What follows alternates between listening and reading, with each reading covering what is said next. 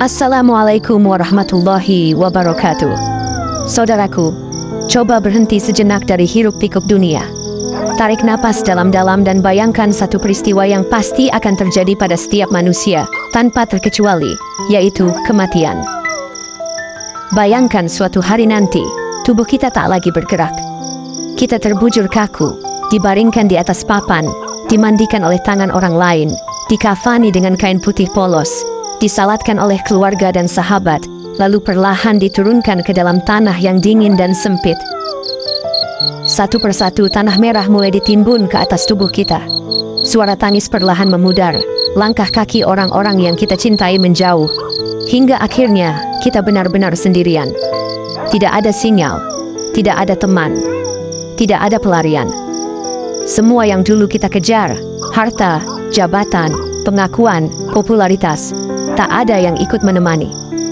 Yang tersisa hanyalah amal atau ketiadaan amal itu sendiri. Lalu detik-detik mencekam itu pun dimulai. Dua malaikat datang, Munkar dan Nakir. Wajah mereka tak pernah bisa dibayangkan, suaranya mengguncang bumi. Mereka mendudukkan kita, lalu bertanya, "Siapa Tuhanmu? Apa agamamu? Siapa nabimu?" Saat itu, bukan lisan yang akan menjawab, tapi hati. Dan hati yang selama hidupnya tak pernah mengenal Allah, tak pernah tunduk dalam salat, tak pernah terhubung dengan sujud, akan bingung, gemetar, tak mampu mengucapkan satu jawaban pun. Ia hanya bisa menyesal, dalam diam yang menyakitkan. Saudaraku, pernahkah kita bertanya dengan jujur pada diri sendiri, apa yang akan menanti orang-orang yang tidak pernah salat, yang hidupnya jauh dari masjid, yang tak tersentuh oleh panggilan adzan, yang menganggap salat itu tidak penting, bisa ditunda, bahkan bisa ditinggalkan sama sekali. Padahal salat adalah tiang agama, pembatas antara iman dan kufur. Rasulullah Shallallahu Alaihi Wasallam bersabda bahwa siapa yang meninggalkan salat dengan sengaja, maka ia telah kufur. Maka bagaimana mungkin orang yang sepanjang hidupnya meninggalkan salat berharap mendapatkan tempat yang tenang di alam kubur? Inilah yang akan kita bahas, bukan untuk menakut-nakuti, tapi sebagai pengingat, karena alam kubur bukan mitos, ia nyata.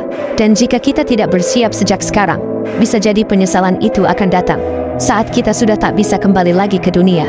Maka mari kita buka hati, renungkan dengan sungguh-sungguh, seperti apa sebenarnya alam kubur bagi orang-orang yang meninggalkan salat.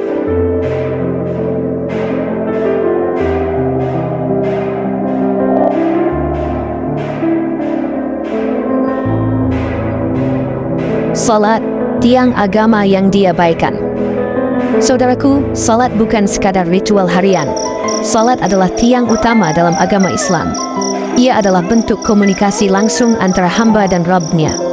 Dalam hadis yang sangat terkenal, Rasulullah Shallallahu Alaihi Wasallam bersabda, "Perjanjian antara kami dan mereka adalah salat. Siapa yang meninggalkannya, maka ia telah kafir." Hadis riwayat Tirmidzi. Kalimat ini bukan main-main. Meninggalkan salat dengan sengaja bukan hanya dianggap dosa besar, tapi bisa menyeret seseorang keluar dari lingkaran Islam jika hatinya benar-benar menolak kewajiban salat. Salat adalah amalan pertama yang akan dihisab pada hari kiamat. Jika salat seseorang baik, maka seluruh amal lainnya akan ikut baik. Tapi jika salatnya rusak, maka seluruh amal pun terancam hancur. Bayangkan, amalan-amalan yang lain seperti puasa, sedekah, haji, semuanya bisa tertolak hanya karena salat yang diabaikan. Namun hari ini, banyak orang yang mengaku muslim tapi merasa tenang-tenang saja saat meninggalkan salat. Ada yang menunda-nunda, ada yang tak pernah sempat, ada pula yang merasa cukup berbuat baik tanpa perlu salat. Padahal, salat adalah perintah langsung dari Allah, bukan lewat Jibril, tapi langsung diberikan kepada Nabi saat Isra dan Mi'raj. Betapa pentingnya salat, hingga Allah sendiri yang menyampaikannya. Maka, ketika seseorang mengabaikannya seumur hidup, apa yang tersisa untuk membela dirinya di hadapan malaikat? Apa yang akan menyelamatkannya di dalam gelapnya alam kubur? Detik pertama dalam kesendirian kubur. Setelah tanah selesai ditimbun dan semua orang kembali ke rumah masing-masing, ruh si mayit mulai mengalami fase baru, alam barzakh. Inilah alam peralihan antara dunia dan akhirat, tempat di mana seseorang akan merasakan permulaan dari nasib kekalnya. Apakah akan berujung pada rahmat Allah atau murkanya?